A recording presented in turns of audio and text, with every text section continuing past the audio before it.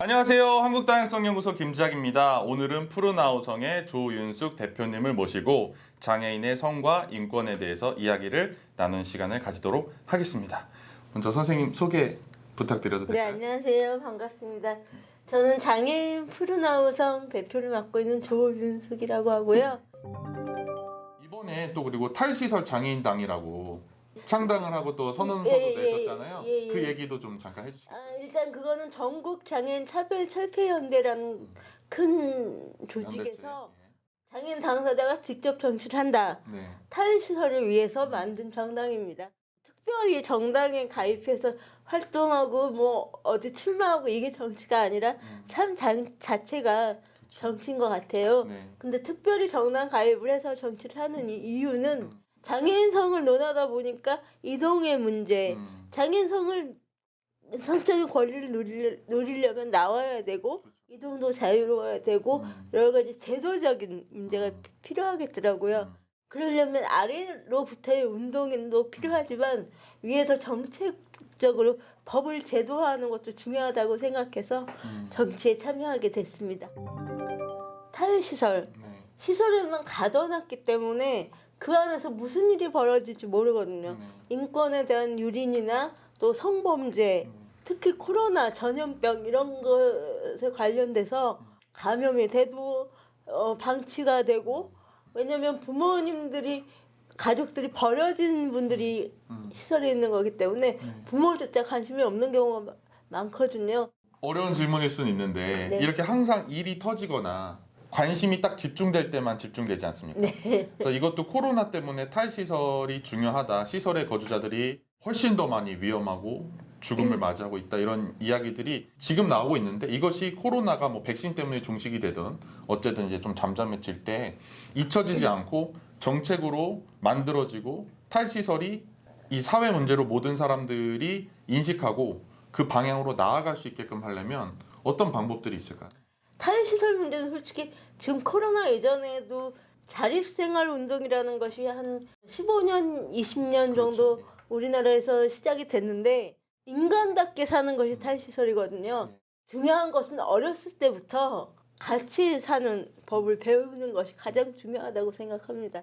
그래서 어렸을 때부터 장애가 자연스럽게 누구나 장애는 가지고 있잖아요. 허리가 아프다거나 네. 눈이 안 좋다거나 네. 지금 선생님 안경 네. 쓰셨지만 외국에서는 안경 쓰는 것도 장애로 네. 보고 임산부도 일시장애로 보거든요. 선생님 사무실 보니까 경사로가 있어서 휠체어가 들어올 수 있었는데 그러면 장애가 없는 거거든요.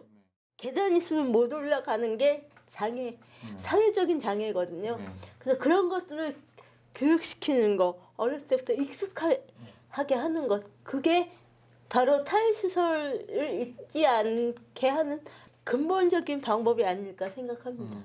말씀하신 대로 초등학교 이전부터 어린이집, 유치원 또 초등학교 때부터 함께 살고 함께 경험할 수 있는 교육이 실행돼야 된다고 생각하는데 지금은 오히려 정반대죠. 가난한 사람 안 만나, 장애인 안 만나, 인종이 다른 사람, 민족이 없는 동네에 살아야 되고 뭐든지 소수자들을 안 만나게 해주는 게 최고의 좋은 교육 환경을 만들어주는 것처럼. 지체장애 같은 경우는 대부분 사회에 나오는 연령대가 늦게 나와요. 이미 자기 가치관이 형성이 돼서 나오시는 분들이 많아서 인류애성 교육하기엔 너무 어려움이 많아요. 또 여성이 얘기하고 하기 때문에 그냥 여자가 뭘 알아 이런 식의 반응이 있어서 저는 교육보다는 상담을 많이 하려고 노력하는 편인데 상담은 또 필요치 않다고 생각해요. 특히 남성 장애인분들이 내가 너보다 더 잘 안다고 생각을 하세요.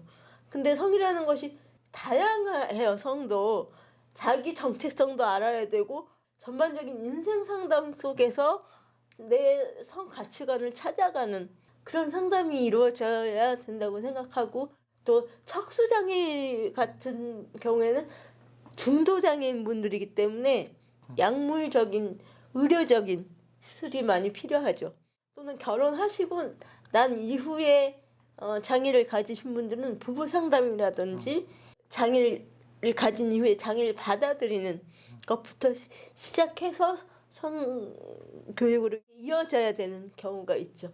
그래서 꾸준한 교육과 상담이 다 모든 공통점이고요. 그래서 말씀해 주신 대로 이게 정책적인 측면과 교육을 통한 인식적인 측면들이 같이 가야 되고 네.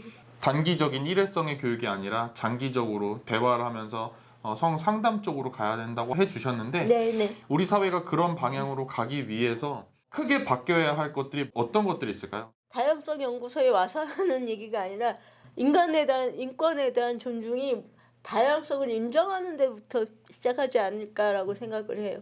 기준이 없어지면 다양성을 인정하게 되면 모든 게 바뀌지 않을까 크게 봤을 때 그렇게 생각합니다. 네, 맞아요. 그래서 누가 기준을 정했기 때문에 장애 비장애도 나뉘는 거잖아요. 그럼요. 성별도 딱 이분법적으로 나눈 것부터가 문제다 이렇게 네, 얘기를 네, 네, 하거든요. 네, 네. 그래서 성별 정체성이나 성적 지향도 다 이 이분법적인 사고에서 시작되는 것이고요. 네. 그래서 이 기득권자들이 차별을 할 수 있는 기준을 마련해주고 그 규범에 맞는 사람과 맞지 않는 사람을 넣고 있다. 그럼 여기까지 이제 1부로 대화를 마치도록 하고요. 네. 2부에서 또 다시 우리 조윤숙 대표님과 이야기를 이어가도록 하겠습니다. 감사합니다. 고맙습니다.